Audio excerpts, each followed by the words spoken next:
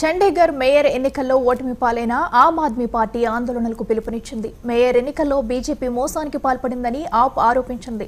నిరసన చేపట్టాలని కార్యకర్తలకు ఆప్ పిలుపునిచ్చింది. దీంతో ఢిల్లీ పోలీసులు అప్రమత్తమయ్యారు. సెంట్రల్ ఢిల్లీలో పోలీసులు భద్రతను కట్టుదిట్టం చేశారు.